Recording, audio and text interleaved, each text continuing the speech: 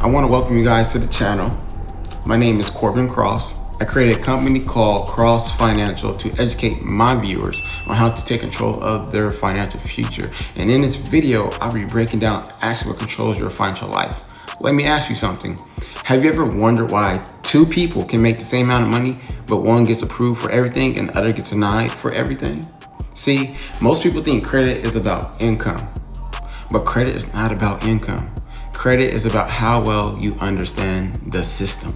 And today, I'm going to show you that exact system, because what you're looking at right here, this is not just a document, this is a blueprint. This is the breakdown of what actually controls your financial life. We're talking about your credit score, a 3-digit number that can determine where you live, what you drive, and how much you pay in interest, and how much access you have to money. Now, here's the problem. Not everybody is taught this. Most people are taught how to get a job, but they didn't teach you how to get approved. They taught you how to make money, but not how to leverage credit to create financial freedom. And because of that, most people are out here guessing. We don't want to guess. But in this video, you're not going to be guessing. We're going to break down the 5 factors that control your credit score, starting with the most powerful one, payment history. See, this one category alone makes up 35% of your score, which means one late payment can cost you opportunities most people never even realize they lost. But on the flip side, when you understand how to control these factors, you don't just fix your credit, you position yourself for funding, approvals, and real financial leverage. If you ever felt stuck, confused, or like the system wasn't built for you, good. Because today, you're about to learn how to make that system work for you.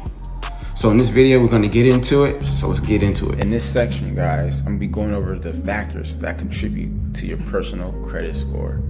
The things that determine if you're eligible for those loans, getting that apartment, or even those mortgages. So I'm going to be going over with you guys, diving deep into this so you guys can truly understand the factors that contribute so that you guys know what you're getting into when it comes to your credit score. So, your personal credit score is a numerical representation of your credit worthiness. It deems how worthy you are of getting approved for auto loans, mortgages, or even those personal loans. It determines your ability to secure loans, credit cards, and even business funding, like I just said. Understanding the factors that contribute to your credit score is essential for maintaining strong financial health. So, there are 5 key factors that contribute to your score. I'm going to break each one of them down individually with you guys, as you guys see as I have here. So first one, the very first one that's most important that we all should pay attention to is payment history. Payment history is the biggest factor when it comes to our credit score. It what makes up our whole score. It is 35% of our overall score. So, your ability to pay bills on time has the biggest impact on your credit score. Even one late payment can cause a significant drop in your score. When I say significant drop, I'm meaning 40 up to 100 points just on one late payment.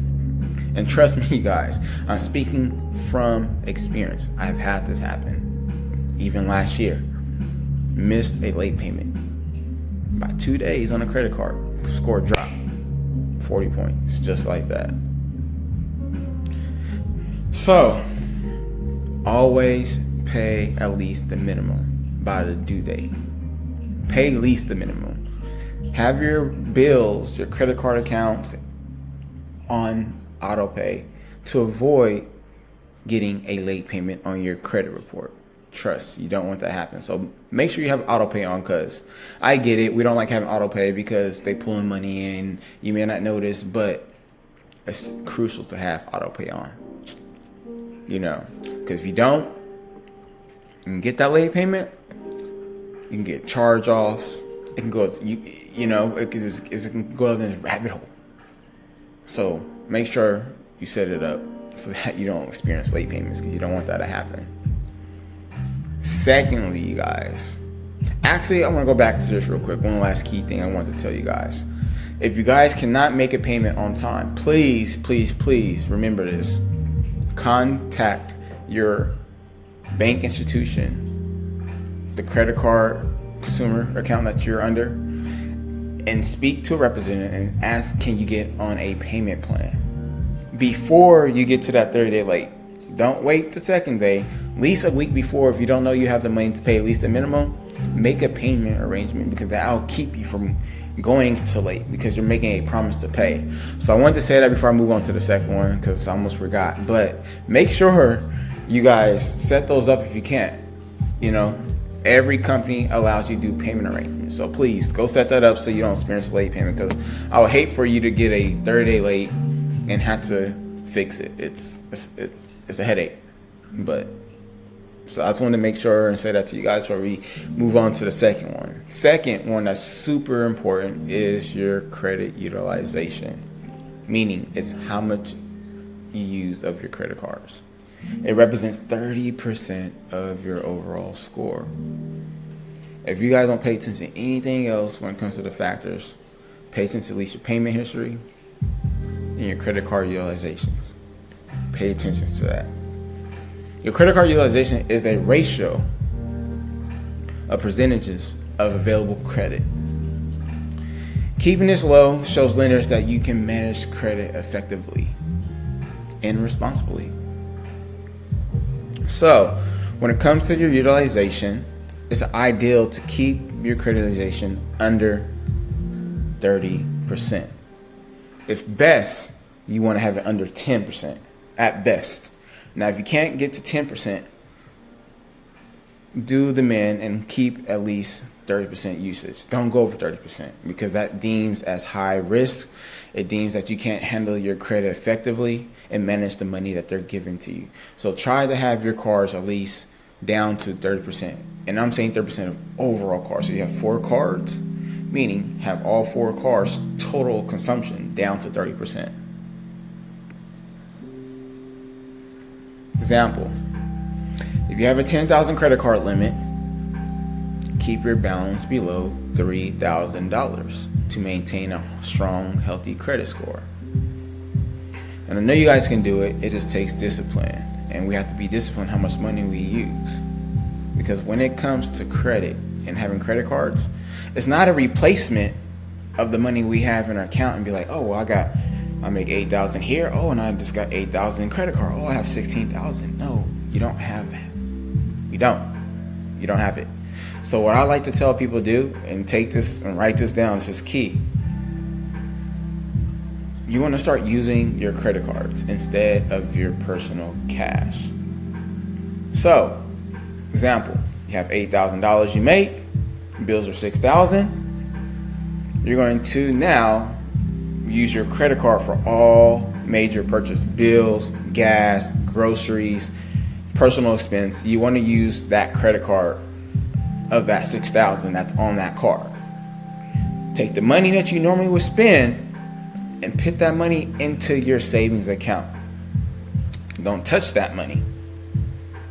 Now, when it comes time to pay the bill on that card, you're going to take that $6,000 that you normally would spend on your debit card and pay the balance off on the credit card.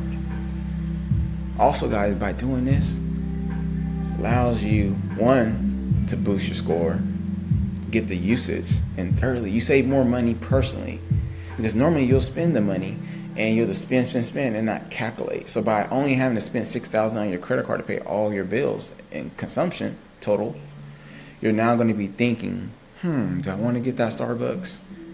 Do I want to go and get that pizza coffee? Oh man, do I want to go eat out? You're going to think, right? So you got to be disciplined. And by doing this, guys, you're able to stretch your personal cash. Because the thing I wanted to tell you guys also is there's 2 things you have to pay attention to: due date and statement date. Due date is, yes, the one you have to make the minimum payment on. But statement date is the amount that actually gets reported. So say you pay the payment, pay the car down to, like I said, 10%. But then you use the card after the minimum. You pay the card off, right? And you use it after the minimum. Say that statement date is sometimes usually 7 to a week after the minimum date, and you start using that card again, guess what? That amount that you spent after the minimum is now what's going to get reported and does have you above that 10 and 30%. So guys, make sure you pay attention and look on your statement, the statement date and due date. Make the minimum, but make sure if you pay down that card when you pay the minimum or above the minimum that you do not use that card till after the statement date. And you're just going to rinse and repeat every single month, you guys. All right. Thirdly, the length of credit history. The length of credit history also plays another important factor, because the longer you have credit, the longer you manage it and are responsible, the more funding, the more credit cards and opportunities you're going to be able to come into. The age of your accounts. So when it comes to age, the longer your credit history, the better your score. Lenders prefer to see a consistent track of record of responsibility credit usage. Positive impact, keeping old accounts open, even if you don't use them. So we all went to college. If you haven't, nothing to you, but let's say credit cards, right? Say you get your first credit card at 18. You paid off that card, but you haven't used it in years. And you close that account, you lose all that age of history. And then the age of history that reflects is, say if you got a recent card in the last year or two, it's going to reflect that age of history, 1 or 2 years. And you don't want that, because that can hurt your score drastically and your chances for getting approved. So, rule of thumb, you guys, even on old accounts, student loans, especially if they're deferred. If they're deferred, they help you. So don't close those accounts. Keep those accounts open. Credit cards you're not using, do not close them. They hurt your score drastically by closing them. 1, you lose the age of history. 2, you lose the credit utilizations. So say you have a $15,000 credit card and you're not using it, just sitting there zero balance, and you close that. Guess what? Not only do you lose the age, but you lose that utilization amount, which actually helps boost your score. So please, guys, if you have cards sitting around, student loans that are deferred and not hurting you, do not close them, because the oldest accounts actually help your score the most. All right. 4th, credit mix. You want to have a different mix of credit cards and accounts on your profile. A diverse credit card account shows lenders you can handle multiple forms of credit responsibility. A good mix of credit is revolving credit cards, retail sale cards, installment loans, auto loans, mortgages, and personal loans. Negative impact having a negative impact having only one type of credit or no credit history at all.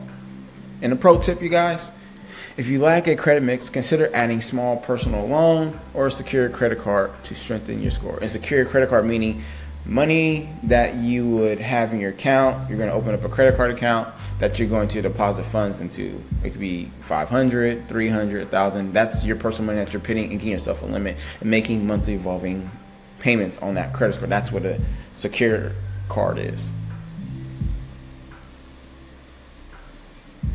And last, guys, credit card and hard inquiries. Those are your recent applications. So every time you guys apply for a credit card, auto loan, any type of loan type of situation, you're going to get hit with a hard inquiry. And inquiries don't hurt, but they do play a big part far as when lenders come to look at you when it comes for asking for money. The more inquiries you guys have, especially over 4 or 5, they're going to look like, this person looks a little thirsty for financing, for credit. I don't think I want to approve this person because they're applying for all these different credit cards. So rule of thumb, you guys, try to keep your inquiries, if you can, under 4. You don't want any more than that. I get it, we have multiple, but rule of thumb, we're trying to get funding in the future. They want to see, 2 to 3, no more than 3 inquiries on your credit report when it comes to getting funding, But if you're trying to get those auto loans and rent and all that, the inquiries don't really matter. But when it comes to try to getting that bag and getting that funding for your business or your personal stuff, you definitely want to keep those inquiries low, So Final takeaways. How to maintain a strong credit score. Pay on time, even on late payments, can hurt your score. Keep credit utilization under 30%, best under 10%. Don't close old accounts. They help with your credit history length. Maintain a mix of credit types, credit cards and loans. Limit new credit card applications and avoid too many hard inquiries. Avoid those, you guys. So, I hope you guys took a lot from this video. I just want to give you the factors that contribute to your score, because it's important to understand these factors, because this is what's going to play in your financial stability and creditworthiness when it comes to these lenders, these auto loan companies, and even when it comes to getting rent, So you want to make sure you keep these things intact and stay disciplined. Credit is simply just being disciplined. If you're not disciplined, all those I just went over will drastically hurt your score, and it's going to be a process to get it fixed. So be disciplined. Pay attention to these items, you guys. And I hope this information was helpful. I'll catch you guys on Module 3. All right. Now, if that video was helpful, please like and subscribe to the channel. Let's grow this channel, you guys. I want to teach you everything it is to be financially set. I want to help you guys understand what it's like to understand these systems that are making these people rich out here, so that you as well can be financially well off. So you guys, I catch you on the next video. I appreciate you guys for watching. Stay tuned.